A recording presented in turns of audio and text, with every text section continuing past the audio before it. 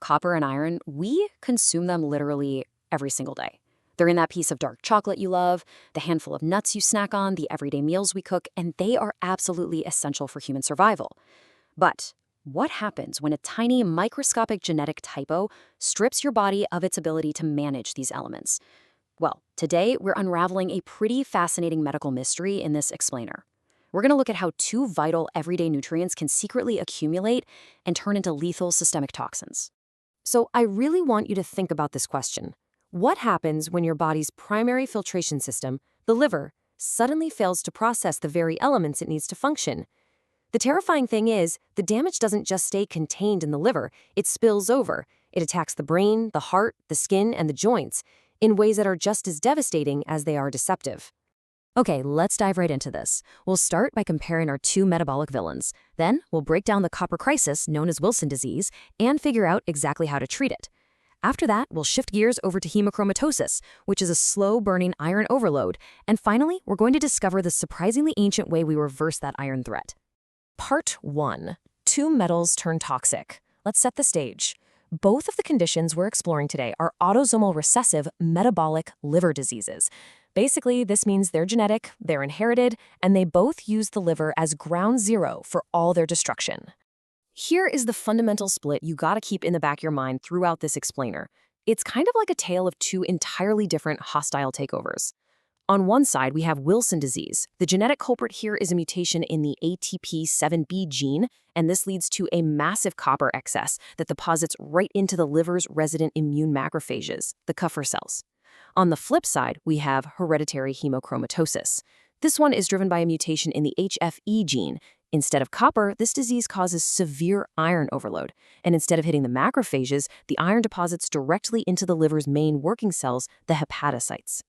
All right, moving on to section 2, Wilson disease, the copper crisis. This is driven by that ATP7B mutation, and it creates a condition of devastating copper excess that can mimic a crazy variety of other illnesses. Now, you might assume that a genetic disease present from birth would cause immediate problems, right? Well, a stark clinical rule of thumb actually dictates that diagnosing Wilson before the age of 3 is considered 100% wrong, no exceptions. Why? Because infants have this incredible built-in biological shield. Early in life, these proteins called metallothioneins safely sequester all that excess dietary copper right in the duodenum. It literally takes at least 3 years of continuous copper intake to deplete this protection, meaning the earliest symptoms simply cannot appear before them. So what is actually going wrong under the hood? Normally, copper gets bound to a carrier protein called ceruloplasmin, and whatever you don't need is safely excreted into your bile. But in Wilson's disease, the ATP7B mutation on chromosome 13q completely breaks this machinery. The liver fails to excrete copper into the bile, and it completely fails to load copper onto ceruloplasmin. And when ceruloplasmin is just floating around empty, without its copper cargo, the body rapidly degrades it. Now, what's really interesting about the lab results for this is the paradox. You'd naturally think a disease of copper excess would show high total copper in the blood, right? Actually, it's the opposite. Because that carrier protein, ceruloplasmin, is being destroyed, the total serum copper actually drops. But look at the non-ceruloplasmin-bound copper. That free, completely unmanaged toxic copper, that is skyrocketing. And because it's just spilling out of the blood, urine copper levels are incredibly high too. Because that carrier protein gets trashed so quickly by the body, measuring it becomes our best early warning system. A serum ceruloplasmin level of under 10 milligrams per deciliter is the absolute critical screening threshold. If a young patient comes in with unexplained liver issues and his ceruloplasmin levels sitting this low, you are highly likely looking at Wilson's disease. When that copper finally breaks out of the liver, the clinical picture is just dramatic. It can trigger fulminant hepatic failure, which classically presents with a very unique exam triad: acute hepatitis, Coombs negative hemolytic anemia, which is where the red blood cells essentially violently burst, and a surprisingly low alkaline phosphatase. As the copper sneaks up and attacks the brain, patients develop really distinct neurological signs. We're talking about a classic wing-beating tremor and a frozen, unnatural smile known as rhesus sardonicus. Plus, a specialized eye exam will often reveal the famous Kayser-Fleischer ring, which is literally just a ring of copper deposited right into Decimet's membrane, the inner lining of the cornea. Section 3. Treating Wilson disease. Once we manage to spot this stealthy copper crisis, how do we actually intercept it? The standard protocol relies heavily on chelation, using specific drugs to bind to and drag that copper out of the body. We usually kick things off with D-penicillamine. But notice the crucially important first step. We start low at 250 milligrams and we increase it very, very gradually. This slow escalation is critical because if you aggressively pull copper from the tissues too fast, it can actually cause transient neurological worsening. We also toss in pyridoxine to prevent vitamin deficiencies. And crucially, we add zinc. Zinc actually competes with copper for absorption in the gut, and it induces those protective metallothioneins we talked about earlier. And this brilliantly illustrates what happens when the disease hits the brain. Neuro-Wilson produces incredibly uniquely named MRI patterns. The classic face of the giant panda sign pops up because of a bright superior colliculus contrasting against other dark midbrain structures. You might also hear about the Mercedes-Benz sign or the bright claustral sign. Now, these aren't just fun little radiology trivia facts. They represent severe physical heavy metal deposition, carving pathways right into the brain. Okay, section 4, hemochromatosis, the iron overload. We are pivoting away from copper to our second element, iron. Welcome to a disease where the human body essentially rusts from the inside out. The timelines of these two diseases are pretty much night and day. As we just saw, Wilson disease strikes the young. It typically rears its head anywhere between age 3 and 20.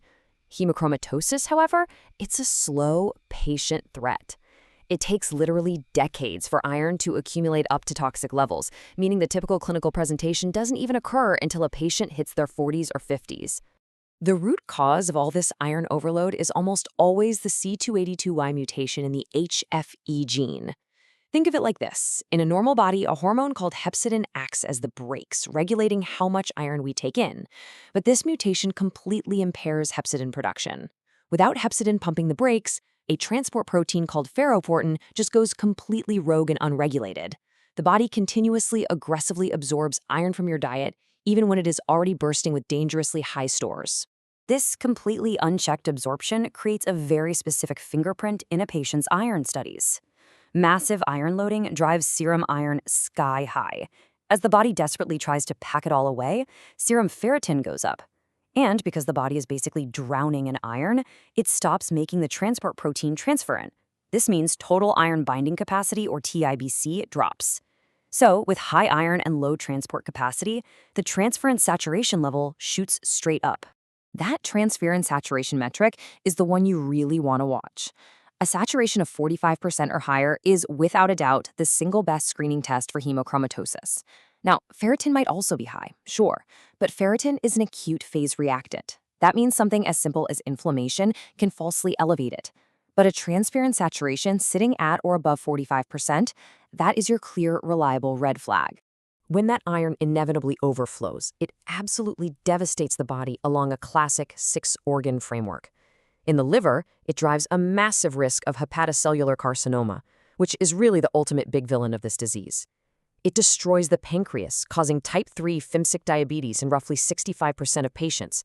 It infiltrates the heart muscle, causing dilated cardiomyopathy. It attacks the joints with pseudo-osteoarthritis, specifically hitting the knuckles and wrists with these classic hook-like osteophytes. It can actually cause hypogonadism by infiltrating the pituitary stalk, shrinking the reproductive glands. And finally, it causes a very distinct metallic gray bronzing of the skin. Section 5. Reversing the iron threat. So, how on earth do we stop this slow-moving disaster? Well, we use a treatment method that actually dates back centuries. The primary life-saving treatment for hemochromatosis is incredibly simple: phlebotomy. We systematically bleed the patient. By removing 1 unit or 500 milliliters of blood every week, we force the body to use up 250 milligrams of its toxic stored iron just to make new red blood cells. We keep doing this aggressively until ferritin finally drops down to a safe level of around 50 to 100, at which point we shift over to a monthly maintenance schedule. Now, while phlebotomy is highly effective at saving the liver and the heart, there is a harsh reality check here. The damage done to the joints and the gonads, that does not reverse. The arthritis and the endocrine issues are permanent. Furthermore, patients have to be strictly counseled on total alcohol abstinence. Alcohol aggressively accelerates the liver disease progression in hemochromatosis. It's basically like pouring gasoline on a fire. So avoiding it entirely is non-negotiable for long-term survival. So the crucial point is how we definitively confirm these two very different metabolic threats. Let's look at them side by side. For Wilson disease, while the labs definitely point us in the right direction, the ultimate confirmatory test is a liver biopsy proving copper concentrations of over 250 micrograms per gram of dry weight. But for hemochromatosis, we actually don't prefer a biopsy anymore. The absolute gold standard investigation of choice is the C282Y genetic test to confirm the underlying mutation. We've seen how two elements, perfectly safe and 100% necessary in healthy bodies, can become silent destroyers, all because of a single microscopic error in our DNA. It completely changes how you look at a handful of nuts or a simple piece of chocolate, doesn't it? Which leaves us with a provocative thought. If a tiny genetic typo can turn the copper and iron in our daily diet into lethal toxins, what other everyday nutrients might be hiding a systemic threat? Thank you so much for joining me for this explainer. Keep questioning, keep learning, and I'll catch you next time as we unpack another fascinating medical mystery.